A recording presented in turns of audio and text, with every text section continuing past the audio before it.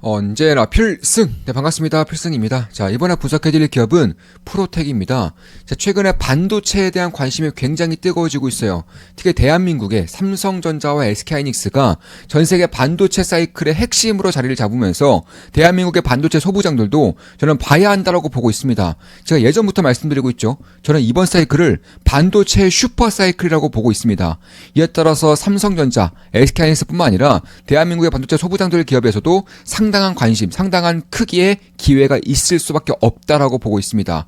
제가 이번에 분석해드릴 기업은 프로텍이고요. 프로텍에 대해서는 잘 아시는 분들은 없을 거예요. 왜냐하면 인기가 없는 섹터이기 때문에 그렇습니다. 반도체 내에서도 후공정 장비 섹터이기 때문에 투자자들이 잘 아는 기업은 아닐 거라고 보고 있어요. 다만 얼마 전에 작년 4분기 실적이 나왔고요. 어마무시한 서프라이즈가 터졌습니다. 이에 따라서 저는 프로텍에 대한 상승 가도가, 프로텍에 대한 폭발적인 성장이 이제 막 시작되고 있다고 판단이 되었고, 그래서 이번에 분석을 좀 해드리고자 합니다. 저 같은 경우도 프로텍은 현재 투자를 진행하고 있습니다. 현재 약간의 수익을 내고 있어요. 최근에 매수했고요. 약간의 수익을 내고 있습니다. 따라서 매수매도 추천 리딩은 아닙니다. 참고하시면 되겠습니다. 한 달에 42,000원이면 제 매수매도 내역을 실시간으로 보실 수가 있습니다. 그럼 프로텍은 반도체 후공정 시장을 선도하고 있는 기업이고 글로벌 시장에서도 탑3 안에 드는 후공정 장비 기업이다라고 보시면 되겠습니다. 디스펜서 장비를 통해서 거의 대부분의 매출이 나오고 있고요. 그 외에도 이번에 이제 프로텍의 핵심적인 레이저 기기로 해서 HBM이라던가 이런 적층의 난제를 해결하는 레이저 리플로우 기술을 활용을 하고 있습니다. 이에 따라서 매우 이쪽에 대한 수혜가 혹은 시장의 크기가 커질 것이라고 예상되고 있기 때문에 결국 지금까지는 세대가 지날수록 칩의 두께가 점차 얇아지죠. 칩의 두께가 점진적으로 얇아집니다. 그리고 단수가 계속해서 쌓여요. 단수가 쌓인다. 그러니까 칩의 두께가 얇아지고 단수가 쌓이면서 이럴 때는 결국 TC라고 해서 TC 분해 장비라고 해서 열 압착 방식을 통해서 이 칩끼리 묶어놔야 되는데 열 압착 방식을 쓰다 보니까 칩 전체에 이제 열이 가해지다 보니까 칩이 망가진다던가 굽는다던가 아니면은 굽혀지는 그런 이제 좀 부작용이 좀 생길 수밖에 없는 것인데 여기서 이제 프로텍이 개발한 이제 리플로우 레이저 방식을 통해서는 이 조금 그러니까 정말로 열이 가해져야 되는 그 아주 작은 공간에다가만 레이저를 통해서 열을 입히고요. 이에 따라서 이제 고단에 대한 고정을 적층에 대한 고정을 시키는 장비인데 이 장비 시장이 한 3조 원 정도까지 커질 것이라고 예상이 되고 있습니다. 대한민국의 이제 삼성전자, SK하이닉스처럼 IDM 반도체 기업들과 그리고 후공정 기업들, 후공정의 뭐 예를 들어서 암코라던가 ASE 이런 기업들이 이제 이 장비를 쓸 것이라고 예상되고 있는 것이고 그에 따라서 지금 같은 경우도 한 시장 점유율 10에서 15% 정도로 세계 3위권의 그런 후공정 장비에 대한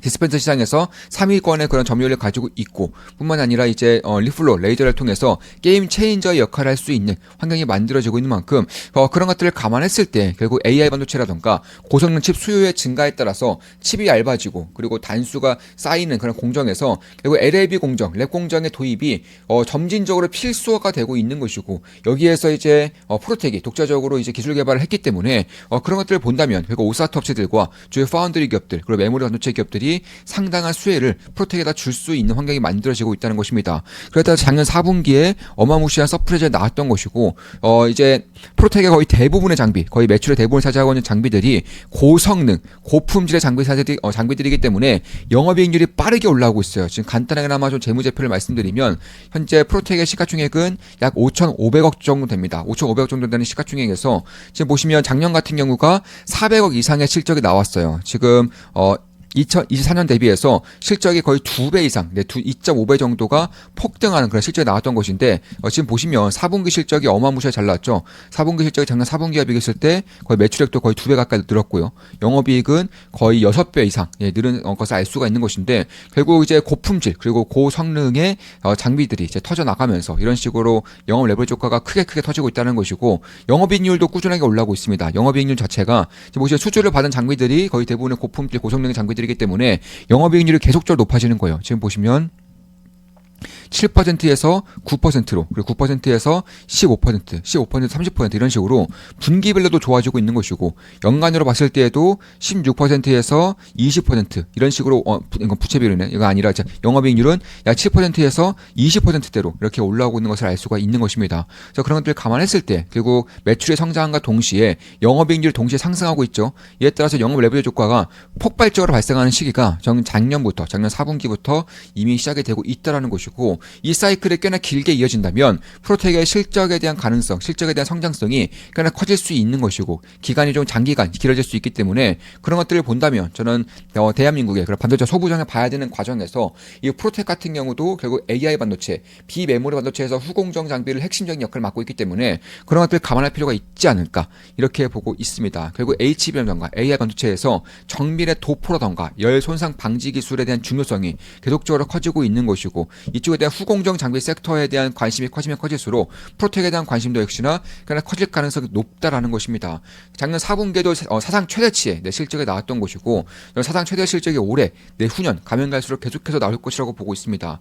지금 보시면 시가총액 같은 경우도 대략 5,500억 정도. 그럼 제가 봤을 때는 올해 같은 경우는 600억 이상 실적 나올 것 같아요. 올해 이게 518억 나왔는데 저는 600억 이상은 충분히 나올 거라고 보고 있습니다. 내년 같은 경우는 800억 이상은 충분히 나올 수 있을 거라고 보고 있어요.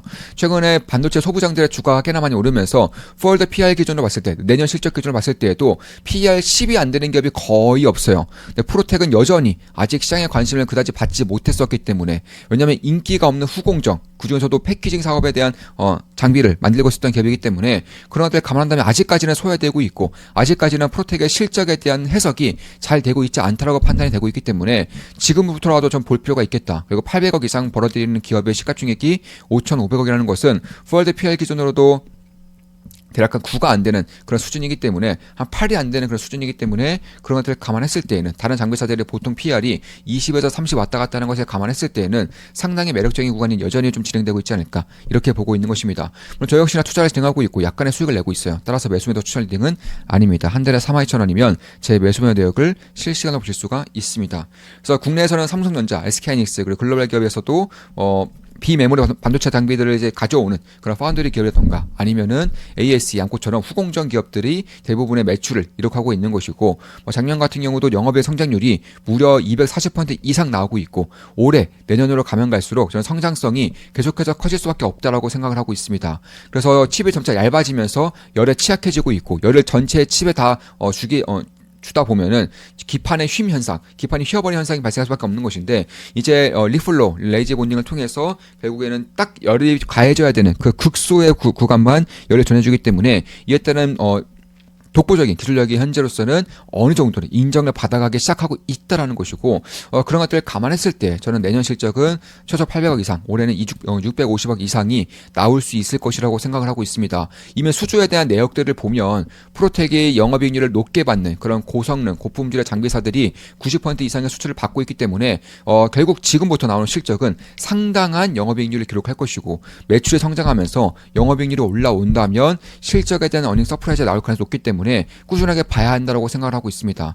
그래서 제가 봤을 때는 독보적으로 레이지 본딩 기술과 디스펜서 솔루션을 도입을 함으로써 이쪽에 대한 캐시카우와 그리고 성장에 대한 모멘텀을 동시에 받을 수 있는 구간이 이제 막 시작되고 있다고 생각을 하고 있습니다. 자, 이것으로 방송 마치겠습니다. 지금까지 프로텍에 대한 분석이었고요. 앞으로도 좋은 분석, 좋은 기포서로 찾아뵙겠습니다. 반도체 슈퍼사이클을 말씀드리고 있고, 반도체 소부장 역시나 이제는 관심 가질 때가 되었다고 판단을 하고 있습니다. 필승 구독, 알림 설정, 좋아요는 여러분들께 돈이 됩니다. 필승!